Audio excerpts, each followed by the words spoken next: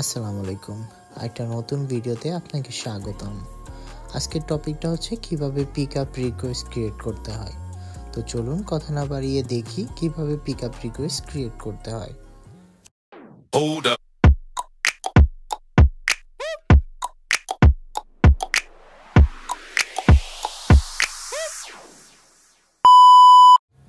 Pickup রিকোয়েস্টটা করতে হবে আপনি যদি ঢাকার মধ্যে থাকেন তাহলে বিকাল 4টার মধ্যে, আর যদি ঢাকার বাইরে থাকেন তাহলে দুপুর 1টার মধ্যে, তাহলে রাত 8টার মধ্যে রাইডার আপনার লোকেশনে গিয়ে পার্সেল নিয়ে আসবে।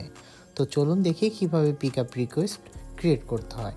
আপনি সর্বপ্রথম পিকআপ রিকোয়েস্ট অপশনে ক্লিক করবেন। এরপর এখানে অ্যাড পার্সেল নামে একটা অপশন দেখতে পাবেন, সেখানে দেন এখানে একটা ফর্ম পাবেন। এই ফর্মটা ফিল আপ করতে হবে। শুরুতে একটা মোবাইল নাম্বার দিচ্ছি, র্যান্ডমলি একটা নাম্বার দিয়ে দিচ্ছি আমি।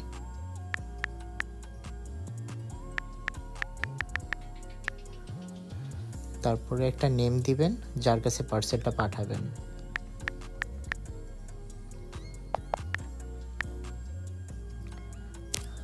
এরপরে তার অ্যাড্রেসটা দিয়ে দিবেন। এখানে অ্যাড্রেসটা একটু ডিটেলসে দিবেন যাতে আমার রাইডারের পক্ষে সুবিধা হয় তার লোকেশনে যেতে। এরপর এখান থেকে জেলাটা সিলেক্ট করে নেবেন। আমি যেহেতু একটা এক্সাম্পল হিসেবে দেখাচ্ছি, তো আমি ঢাকাটাই সিলেক্ট করে নিলাম। আর থানা হিসেবে আমি র্যান্ডমলি একটা সিলেক্ট করে নিচ্ছি, সাপোজ আমি বনানী সিলেক্ট করলাম। এরপর কালেকশন অ্যামাউন্ট দিবেন। এখানে আপনার প্রোডাক্টের দাম যদি 1000 টাকা হয় তাহলে আপনি ডেলিভারি চার্জ সাপোজ আপনার 50 টাকা, তাহলে টোটাল 1050 টাকা দিবেন। আর যদি ডেলিভারি চার্জটা অ্যাডভান্স নিয়ে নেন সেক্ষেত্রে আপনি জাস্ট 1000 টাকা দিবেন। এখান থেকেই ডেলিভারি চার্জ এবং 1% সিওডি চার্জ থাকে ক্যাশ অন ডেলিভারি হলে। প্রোডাক্টের দাম যদি স্টেট ফার্স্টের মাধ্যমে কালেকশন করেন তাহলে 1% সিওডি চার্জ থাকবে। এই দুটা টাকা এখান থেকে কেটে নেওয়া হবে। এরপর ইনভয়েস, যদি আপনার কোনো ইনভয়েস থাকে তাহলে দিবেন, নয়তো প্রয়োজন নেই। আর নিচে হচ্ছে নোট, যদি আপনার কোনো কোয়ারিজ থাকে তাহলে এই নোট অপশনে নোটটা দিয়ে দিতে পারেন। আর এখানে ওয়েটটা দিবেন। ওয়েট যদি 1 কেজি হয় তাহলে 1 দিবেন, আর যদি সাপোজ আপনার ওয়েট হাফ কেজি হয় তাহলে 0.5 দিবেন, অথবা আপনার ওয়েট যদি 300 গ্রাম হয় তাহলে 0.3 দিবেন। আর লাস্ট অপশনটা হচ্ছে এক্সচেঞ্জ পার্সেল।